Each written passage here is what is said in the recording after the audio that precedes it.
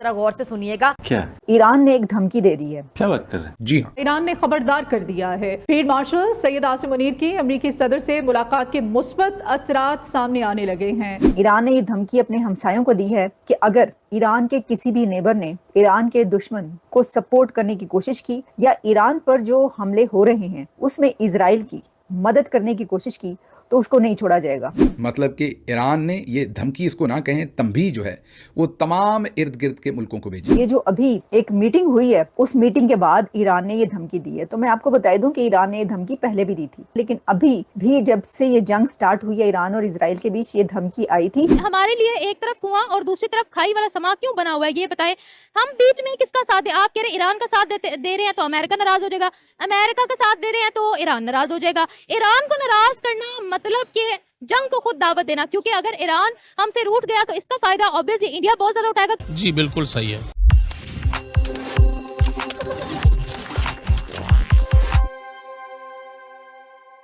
नमस्ते दोस्तों, आप सभी का स्वागत है। आज हम एक ऐसे मुद्दे पर बात करेंगे जिसने दक्षिण एशिया और मध्य पूर्व की सुरक्षा को फिर से सुर्खियों में ला दिया है। पाकिस्तान के फील्ड मार्शल आसिम मुनीर और अमेरिका के पूर्व राष्ट्रपति डोनाल्ड ट्रंप की व्हाइट हाउस में मुलाकात हुई थी। इस मुलाकात में भारत पाकिस्तान तनाव और सुरक्षा पर चर्चा हुई, लेकिन सबसे ज्यादा चर्चा ईरान को लेकर हुई।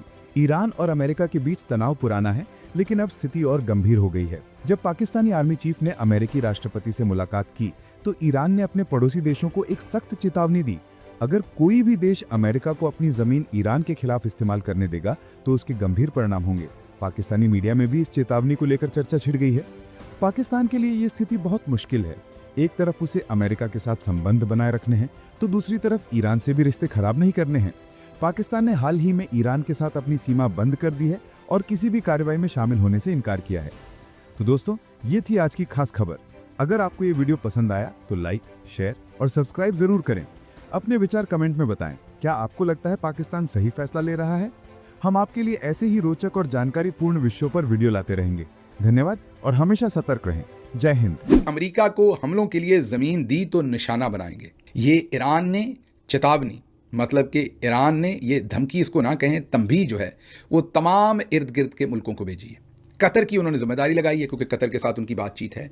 उन्होंने कतर को ये कहा है कि तमाम इर्द गिर्द के मुल्कों को बता दें, स्पेशली मुसलमान मुल्कों को, जाहिर है कि जिसकी भी ज़मीन हमारे खिलाफ इस्तेमाल हुई फिर वो अपने मामलात का खुद जिम्मेदार होगा। और अगर किसी ने अपनी ज़मीन जो है वो हमारे खिलाफ इस्तेमाल होने दी तो हम उसको भी निशाना बनाएंगे। हम समझेंगे कि हम उसके साथ भी हालत जंग में हैं। अब आप इस बयान को देखें और महज एक दिन पहले हमारे फील्ड मार्शल साहब की मुलाकात देखें। उसके साथ साथ जो जर्नली टाउट हैं वो एतराज़ कर रहे हैं कि जो CNN न्यूज़ 18 का आर्टिकल है जो हमने कल आपसे शेयर किया था, जिसमें ये कि बेसिस भी मांगे गए हैं, ज़मीनी मामलात भी मांगे गए हैं, समंदर के मामलात भी मांगे गए हैं, ईरान की तरफ से एक दिन के बाद ही कतर के थ्रू ये मैसेज सबको भिजवाना कि जिसने भी हमारे खिलाफ अपनी ज़मीन इस्तेमाल करवाई उसके साथ हम हालत जंग में होंगे। ये बहुत ही मानी खेज़ बात है। पाकिस्तान को भी इस पर बहुत संजीदगी के साथ सोचना चाहिए कि ये मामलात किस तरफ जा रहे हैं। ईरान ने वार्न किया है अपने नेबर्स को। ईरान ने ये धमकी अपने हमसायों को दी है कि अगर ईरान के किसी भी नेबर ने ईरान के दुश्मन को सपोर्ट करने की कोशिश की या ईरान पर जो हमले हो रहे हैं उसमें इजराइल की मदद करने की कोशिश की तो उसको नहीं छोड़ा जाएगा और उसके साथ वही सलूक किया जाएगा कि जो किसी दुश्मन के साथ किया जाता है। अच्छा, अब इसके ऊपर ये गोइयां शुरू हो गई पाकिस्तान के अंदर कि जी ये जो अभी एक मीटिंग हुई है उस मीटिंग के बाद ईरान ने ये धमकी दी है। तो मैं आपको बता दूं कि ईरान ने ये धमकी पहले भी दी थी, लेकिन अभी भी जब से ये जंग स्टार्ट हुई है ईरान और इजराइल के बीच, ये धमकी आई थी। अब पाकिस्तान से ईरान की झड़प भी हो चुकी है और पाकिस्तान से ईरान की जो झड़प हुई थी वो तो ईरान ने हमला किया था पाकिस्तान पे, फिर पाकिस्तान ने भी ईरान पर हमला किया था। आपको पता है कि फील्ड मार्शल की मुलाकात हुई है प्रेसिडेंट ट्रंप के साथ। तो फिर ईरान की ये धमकी जो है कि अपने तमाम नेबर्स को उसने धमकी दी है कि भाई मेरे खिलाफ अगर कोई मेरे दुश्मनों के साथ गया तो जो नेबर्स है उनको भी नहीं छोड़ेंगे। हम इसको कैसे लें? तो वैसे तो किसी कंट्री के कहने पे कि तुम क्योंकि मेरे नेबर हो और मेरे हमसाए हो तो तुम मेरे खिलाफ नहीं जा सकते, तुम मेरे दुश्मन के साथ नहीं जा सकते, मेरे साथ ही तुम्हें जाना है, ऐसा कोई जबरदस्ती तो नहीं करवा सकता। हर कंट्री का जो है वो अपना एक एक टिल्ट होता है, अपना एक स्टैंड होता है, और जो इंडिपेंडेंट कंट्रीज होते हैं मैं उनकी बात कर रही हूँ। अगर हम ट्रंप को नो बोलते हैं तो वहां से हम पर सैंक्शंस लग सकती हैं, वहां से हमारे साथ बुरा सलूक किया जा सकता है। अगर हम ईरान के खिलाफ जाते हैं तो ईरान हम पर स्ट्राइक भी कर सकते हैं, जैसा कि पिछले साल ईरान ऑलरेडी हम पर स्ट्राइक कर चुका है। हमारे लिए एक तरफ कुआं और दूसरी तरफ खाई वाला समा क्यों बना हुआ है, ये बताएं।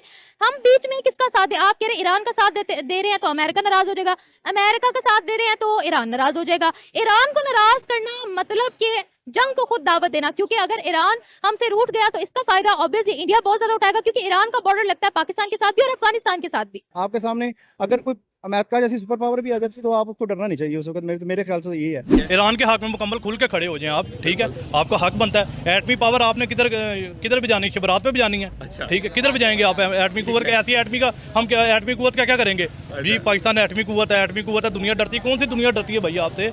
मुझे ही बताएं ना, कौन सा आप काम कर रहे हैं? कौन सी आपसे दुनिया डर रही है? हम लोग अमेरिका से पंगा लेना अफोर्ड कर सकते हैं, ये बताएं। Absolutely not. लोगों ने IMF से अभी रिसेंटली नया ताजा लोन लिया है। वैसे अभी पंखा तो नहीं ले सकते, लेकिन अगर अब आप देखें ना, सुपर पावर तो अल्लाह की जात है साहिब। अब अल्लाह ताला ने अब अकल भी तो दी है ना, हाँ दी है ना अकल। बेशक। रोड के दरमियान में खड़े हो जाए, सामने से रिक्शा ठोक के चला जाए, आप कहते हैं अल्लाह की ताकत है। अल्लाह ने आपको हाथ पांव दिमाग अगर आप मुसलमान इसी तरह डरते रहेंगे ना तो फिर आप मतलब ये है कि बारी आपकी आनी ही आनी है, किसी एट द एंड आपकी बारी आनी ही आनी। ऑलरेडी इसराइल तो मेंशन भी कर चुका है, जी वही मैं कह रहा हूँ, अगर आप डरते रहेंगे तो आपकी बारी आनी ही आनी। पाकिस्तान की भी बारी है। अब खुलम ईरान का साथ दे देते हैं, हमें किन किन कंट्रीज की तरफ से थ्रेट्स हैं ये बताएं।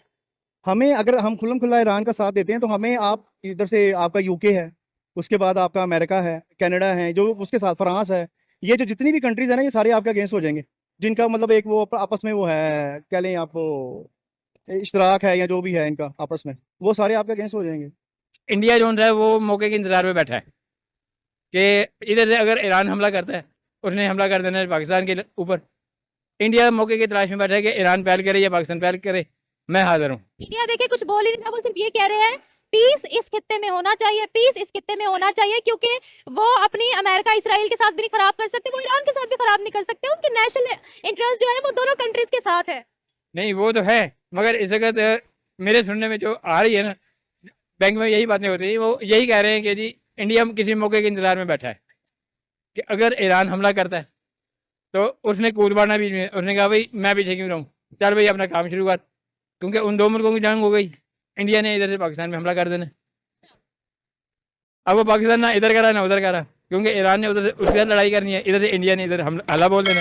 अब मुझे बताएं कि पाकिस्तान कहाँ जाएगा? खत्म, bye bye, tata, good bye, गया।